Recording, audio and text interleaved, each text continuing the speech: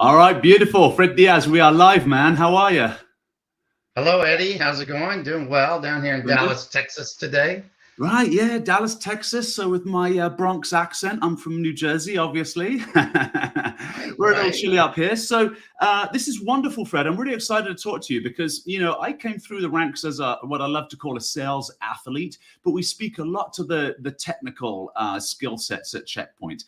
And I'm speaking to another sales athlete today. So this should be an exciting session, ladies and gentlemen. It's an Ask Me Anything.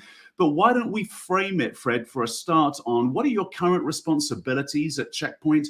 What is your cybersecurity career kind of look like? Give us a good solid 2 minutes on that piece. And I think our audience will know if they do dial in live to ask questions or comment afterwards. Great. Thanks, Eddie. Yes, I've been here with Checkpoint now 14 years, which I feel very lucky to be here during that time because it's been a heck of a ride in the cyber security industry during that time. When I first joined Checkpoint, we were a software only company, and here we are now that we went from software to hardware, and now everything's cloud based. And so we've seen the evolution of cybersecurity right here in front of us. I'm in the sales organization. I work in out of Dallas, Texas. I manage the a segment of system integrator sales, if you will. So a couple large global partners, and you might see the clocks behind me. So I keep track of a few different time zones and different activities that are going on around the world. And that's my role here. What time zones do you cover? You're totally global? Totally global. Yeah, I keep one of them set to our headquarters out of Tel Aviv, of course, because there's a lot of interaction back and forth with our headquarters, and then a couple other time zones that are important to me. Well, what are the other ones, man? We want to know. We want to know everything All about your right. Well, life of right course, my now. own home time zone, so I'll have some sort of point of reference to where I'm going. And then, at the farthest end is Sydney, Australia, which you'll see over there on the wall as well. We do quite a bit of business, through the Australia and New Zealand markets as well. Well, if ever you've got a cheat sheet for how to calculate time zones when it crosses the date line, which is obviously in the Pacific somewhere, because that one always confuses me. So whenever I'm booking these live streams with my colleagues in Australia or in Asia, I usually end up whacking it at 9 o'clock at night instead of 9 o'clock in the morning. It's always good fun. Hey, let me bring across some hellos for some various folks. So hello there from Abdullah, marvelous. Abdullah Ali, hello. Thank you so much for dialing in. And let us know where you're dialing in from, since both Fred and I are global men of business. We'd be intrigued to know. All right, pal. So yeah, talk to us about how you landed at the responsibility. Well, who are you responsible for? You're responsible for certain partnerships. Let's go with that first. Right. Who are you working with? Yeah, so it's interesting that you asked because when I originally joined the company, the responsibility I carried was with a company called EDS, which now has morphed into many other companies, and through that acquisitions and divestitures that have taken place over the past 10 years, the primary area of business that I work with are with companies like DXC and HPE. I would say they're the two primary. I do have some interest in Fujitsu as well. And then you have to look at that as kind of like the top of a pyramid. There are many other customers that they support within their organization that we also support. So for those folks coming in that have perhaps a less of a tenured experience in cybersecurity and how we distribute products, and I say we, I'm talking really on behalf of the vendor community, we do that through independent third parties, right? So we are the manufacturer, we create the software, we make the hardware, we make sure it works brilliantly, and then we ask value-added resellers, the VAR community, or channel partners is another word for them, or GSIs, global system integrators. We're getting closer to the much more technical and heavy-duty world of Fred with that title. And we ask those folks to come in, like the DXEs of this world, and, hey, come and talk to the end user, the customer, about our products, work with us to make sure that we are installing the right gear with them. And then those folks turn screwdrivers with us and make sure things are configured correctly. Have I nailed it there, Fred, for that responsibility? Yeah, fortunately, our product lends itself to the all of what you just said.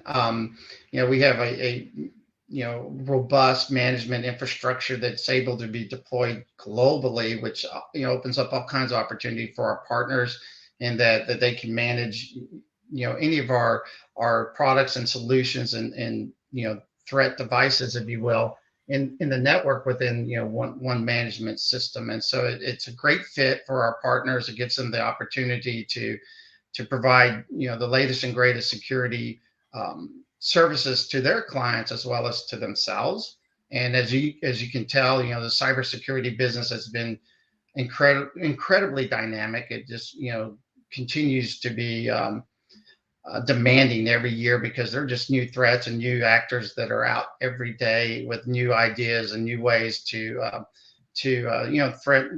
bring threats to our customers and their customers. And so, we have a great product in that it is able to take care of that kind of situation, but more importantly, it's able to be worked with our partners, and our partners are very good at it. So you mentioned 3 partners, I believe, right? So Fujitsu, you mentioned you do a bit of work with, right? So that's a massive organization that make anything from, I think, actually submarine parts all the way through to refrigerators, don't they? I think so. Fujitsu are an amazing company that do a ton of different engineering specs. And one of them would be, of course, answering the cybersecurity needs of their clientele. The others were DXE and what was it? HPE? Yes, correct. Okay, who are these guys? Tell us about them. How many employees would they have? What skill sets do they have? Who are these people? Explain that to the audience. Yeah, all 3 of these companies are global, huge companies, tens of thousands of employees with many, many different business units. So they have interest in all lines of work and in industries. We see them inside transportation. We see them inside retail. See them in F&I. We see them in public sector throughout different governments around. Their interests are everywhere, and so they basically, in most cases with these companies, they create their services that they deliver into their customer base, and we like to be part of that delivery, and that we want to assist them with their security of their services into their customers and their customers interaction back into their companies. And in many cases, we're even securing their own company as well. It's an interesting marketplace in that all 3 of them have huge customer base, but very rarely do they overlap in the same level of services, because each of them have their own expertise that they're delivering into the marketplace. Have any of them approached you? Let me just say a quick hello through YouTube. What have we got? Oh no, that's an ad, I think, coming through YouTube. You're not going to get me on that one. There's all sorts of fabulous bots out there that try and get on the airwaves. Okay. Have you had any of these outfits approach you for things like smart city? I would be curious to know. And if you have, how have we responded to that? Because these organizations, as you say, collectively, they have hundreds of thousands of employees. So surely important municipalities, not that there only are not important, but municipalities that have large initiatives, I suppose is what I meant there, they want to, let's say, put a smart city together. They're going to approach a big outfit like this, a big system integrator, a GSI, global system integrator. Have you been approached on that kind of stuff? And if you have, what are we doing? That'd be really cool.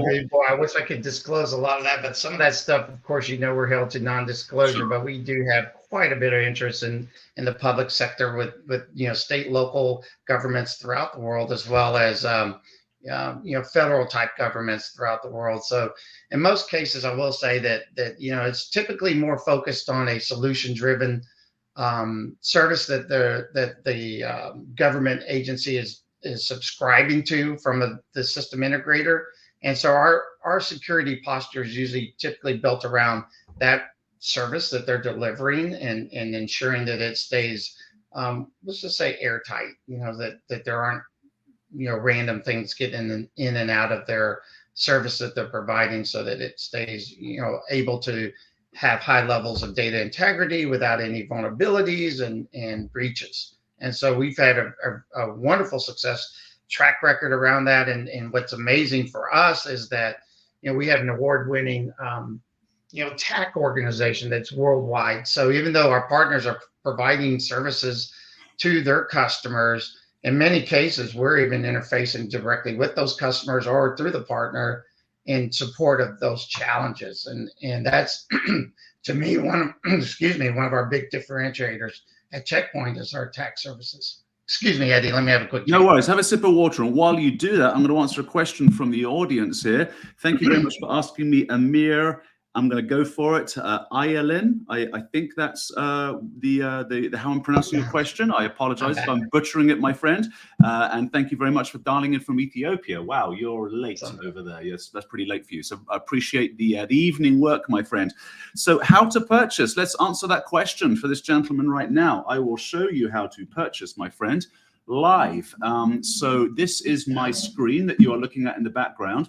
And if you go to checkpoint.com, from here, Fred, how do we guide this gentleman, I'm assuming, to find your GSI group, right? So well, we love questions like that and how to purchase. And so the best way, so we're 100% partner driven. So all customers or companies we've mentioned on this call are official partners of Checkpoint. Yes. So you can easily reference them on our partners link on that website that you have there, Eddie, or any partners that might be geocentric to the area that the question is coming from, because many times because of customs and duties and so forth, even our partners will use somebody that is local to that particular geography for delivering our services and our products to that particular geo.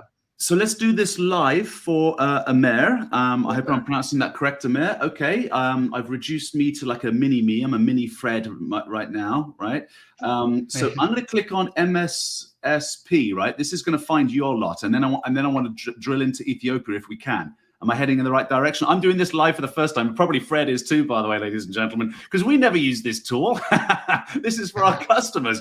Fred just picks up the phone to his partners. Yeah, you'd be better off starting off with find a partner there, Eddie. So if I were you, I would just head back on out to the main website and click on partners. And then on the left-hand side, you'll see channel partners. Find a partner, because that would be the first level. Sorry, dude, where am I clicking? Where am I clicking? Yeah, so go out to our main website. Oh, okay, yeah. And in there, you'll see a few different highlights at the top. One of them is called partners. Yeah. And then when you click on partners, on the left-hand side, you should see something called channel partners. And it's hard to see your screen right now, Eddie, because it's kind of tight. But it's, on the left-hand side, you should have one called Find a Partner. Yeah, find a partner. Okay, I should be there, right? Okay, here we go. So, Amir, watch this, man. We're doing this for you, buddy. We are doing this for you. Where's Ethiopia, my friend? Under E. There we are. Ethiopia. Beautiful. All right, Amir. So we're going to click on that. Search by type. Shall we do one of your partners, Fred, or what should we do? Is there a type of partner? Yeah, so let me just look real quick and catch up with you, because it's probably going to be a distribution type partner in that level. They would connect into larger companies like HPE or Fujitsu or IBM or whomever they're looking to connect with, right? But the first level would need to be through a local partner. So let me catch up with you, Eddie, real quick and look. Yeah. I think I've got it. So yeah, you see there's several different companies there. So when you see the circle on that, you see one called Deliver ICT. That's a 3-star partner. So that signifies that partner has a higher level of certification with Checkpoint than the 2-star partners that show up on that. So maybe that's the first one you want to click on, unless you already have an existing relationship with one of the others that are a 2-star partner. But this is absolutely the first step that you would want to take to acquire a Checkpoint product. So, Amir, my friend, I hope you saw how I did that. You can always rewind the video when it sits in the archives. You can go to our YouTube or our LinkedIn channel. You are watching this over LinkedIn, so you can stay there, and then you can rewind the video and see how I got there. But I was checkpoint.com. Then there was the sort of top banner. There was partners. I clicked on that, and then on the left there was find a partner. I typed in. I selected Ethiopia, and then I didn't do anything else. Just give me all the partners in Ethiopia, and here they are. And what Fred was saying, is our partners are rated in a star system, 5 stars being the best, 1 star being entry level, let's say, and then we make them work pretty hard. So a 3-star partner is great, okay? So having a 3-star partner here, these 2-star partners I'm sure are fabulous too. Now let's have a look, and I'm just going to scroll down live just to show you, Amir, so there's quite a lot, right? All in Addis Ababa, but we've got quite a lot here, man. So Look at that. That's great. And then yeah, so that 3-star partner there, Eddie, you can see has some specializations that are very significant to Checkpoint. So you can see that they are with our Harmony product, which is, the consumer, not consumer, but the edge type solutions that are going to be more around email centric or device centric and so forth. And then you can see they also have a specialization around Maestro, which would be our network security products that are, typically in data centers and retail sites or something to that effect. And then, more importantly, they're in the cloud. And so they have a lot of cloud certifications with us, which, when we're talking about digital transformation and so forth, you see quite a bit of interest in the cloud area with, like, say, AWS or Azure, Google Cloud, whichever it might be. Yeah, and what Fred's referring to here, Amir, is that we actually educate and train, and then we test our partners, and they have to pass a certification.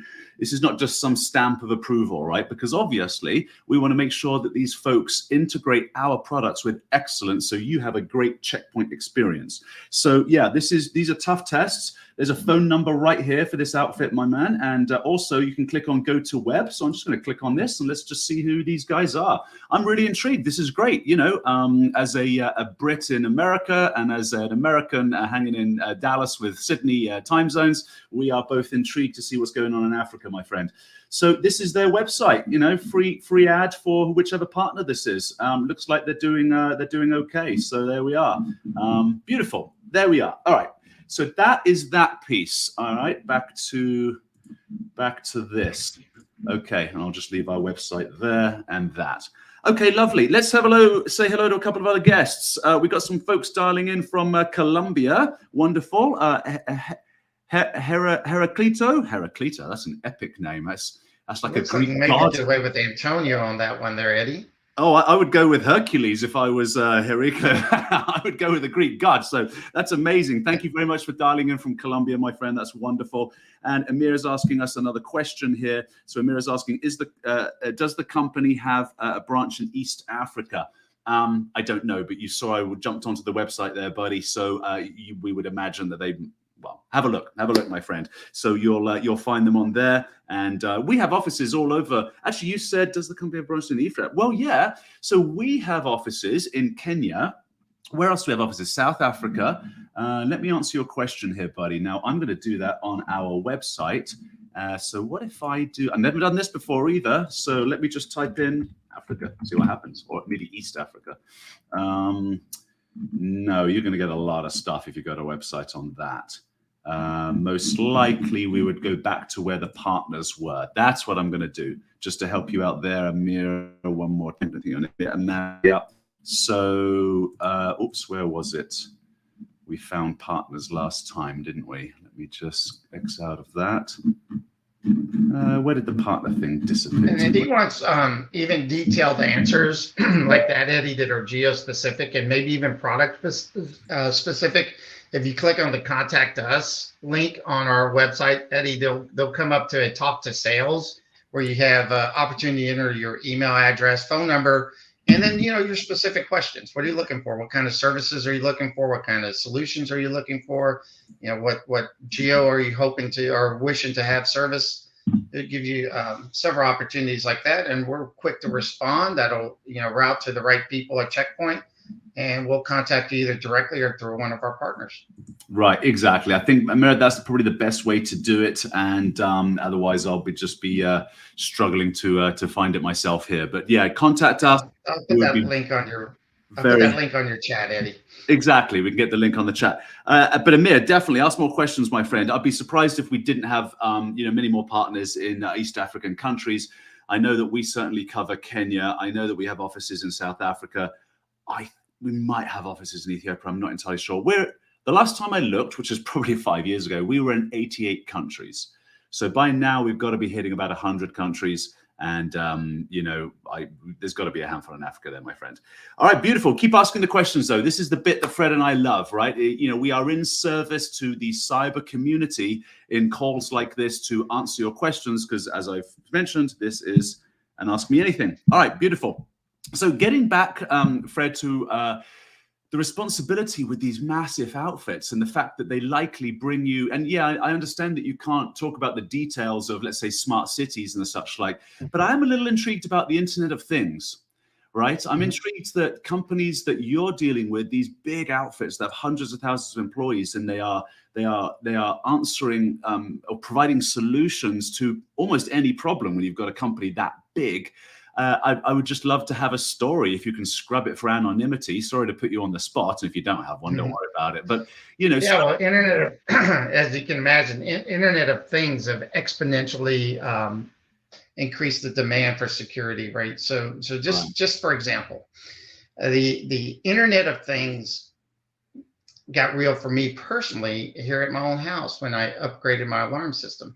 I had no idea that every window would have its own Wi-Fi system. And so I went from having maybe 1 or 2 devices demanding internet in my house to having like 30 or 40 devices within the same real estate of home asking for internet services. Well, now I've got a problem, right? I have that many more endpoints, if you will, that are asking for access to the internet, which means there's that many more endpoints that are also exposed to the internet. And so we're seeing that demand come out of our customers too, right? So our partners like, you know, for example, HPE or Fujitsu or IBM or others, even other 4-star, 5-star partners are being asked, you know, how can we cover the Internet of Things opportunities within our infrastructure? Do we have solutions?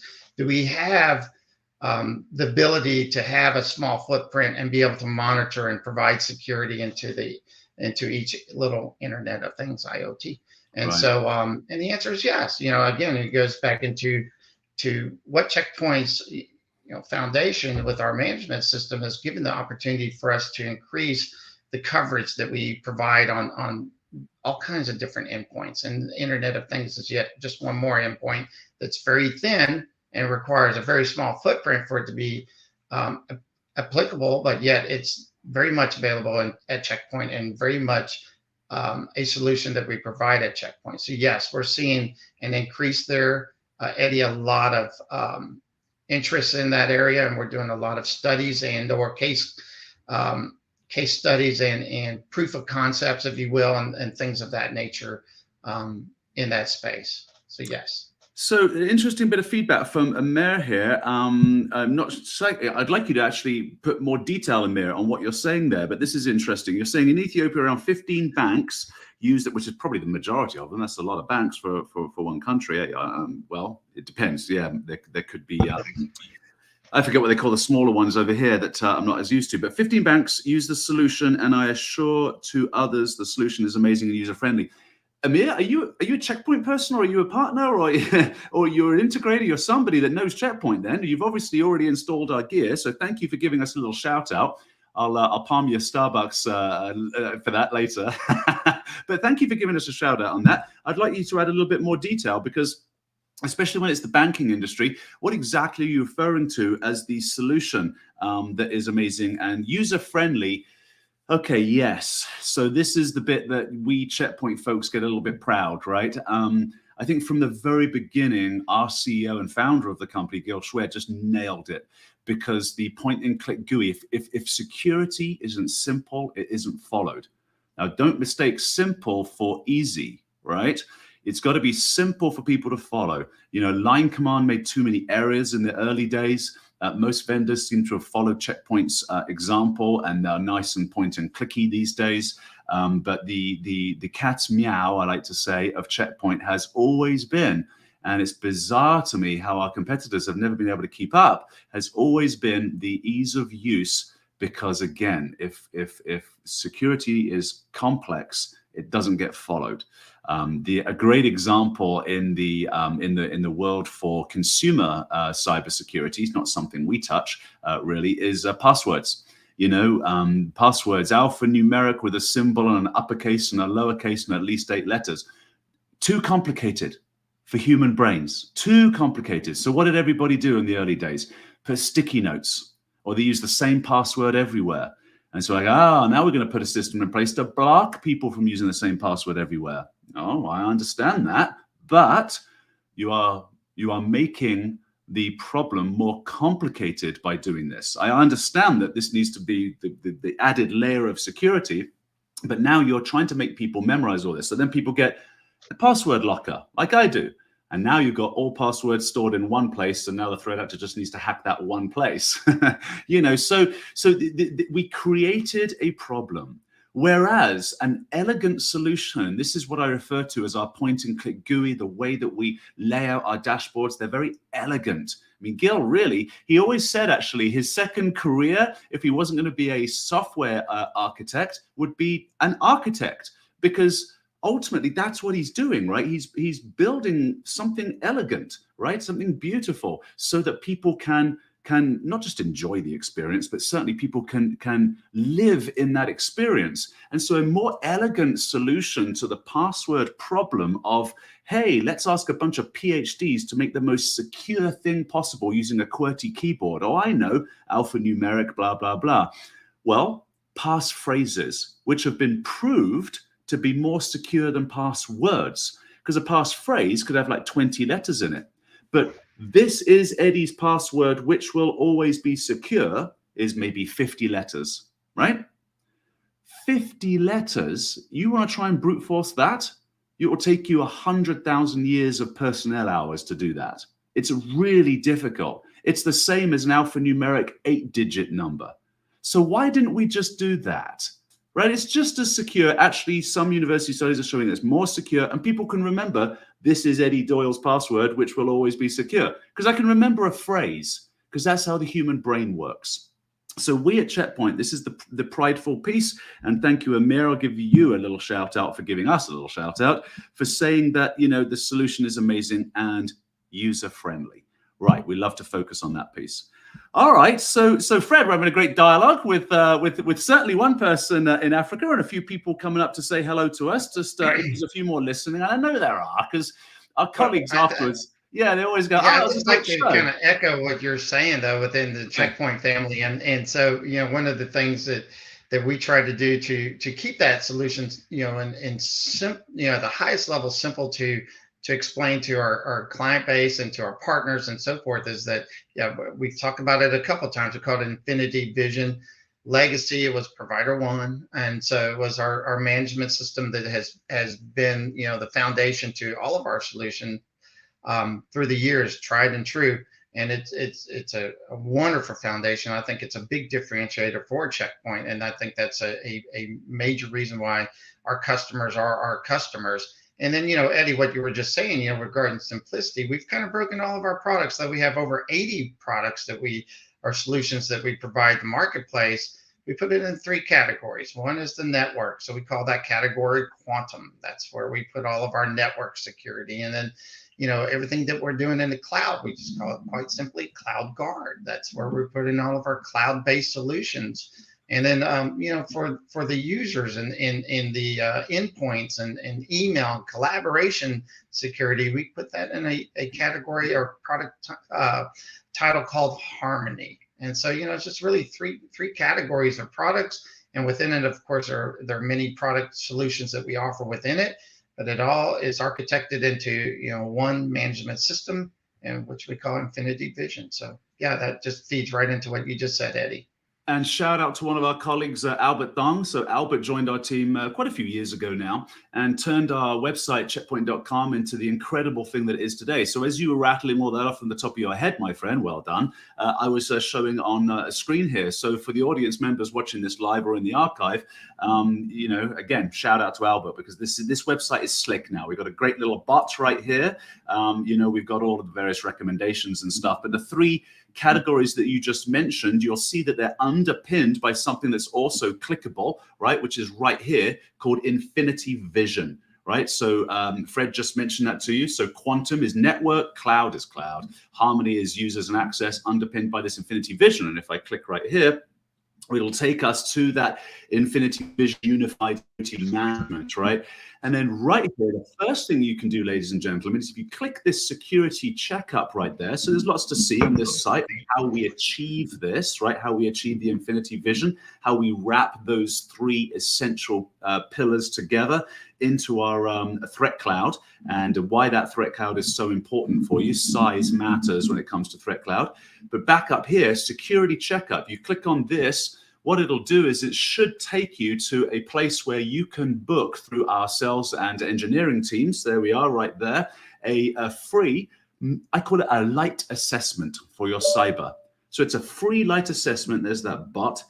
Free light assessment for your organization. And if you're a partner also looking at this, we work in conjunction with partner assessments. I'm sure that your big three outfits that you work with, the hundreds of thousands of employees, also have assessments that we would enhance through this particular tool. So people can fill this out right here, and then they'll get a call from our team members, and you'll get a nice security checkup done. And this will give you also benchmarks. If you talk to a guy like me, I've got some good benchmarks over the years of other enterprise organizations. So you can see where you're at in your cyber maturity model.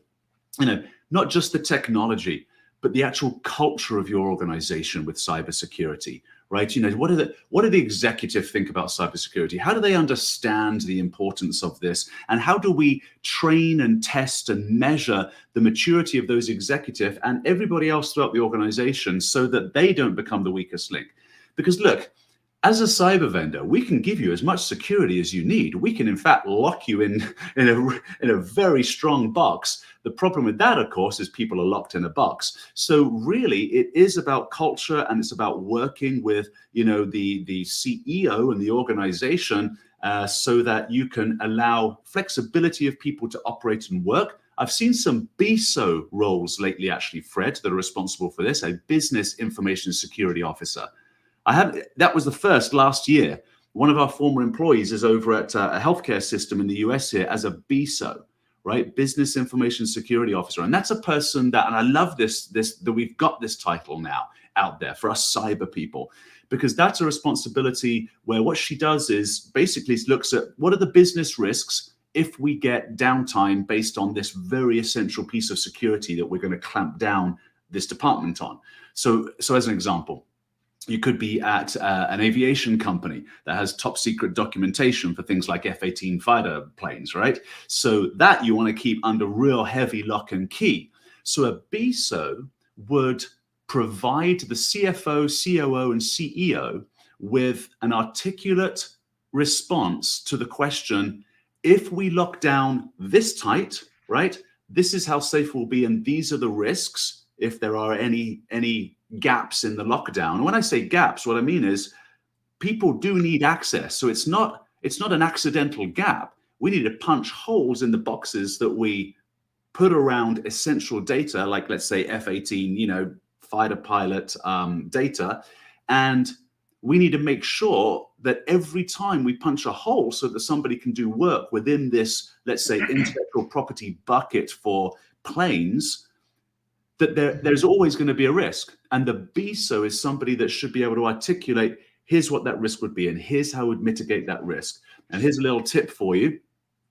It's not a matter of if you have a false positive, because if you're going to have great preventative security, it's a matter of when you have one, that you never experience the same false positive again, and you minimize the damage from that false positive to the most minimal interruption to that person's day.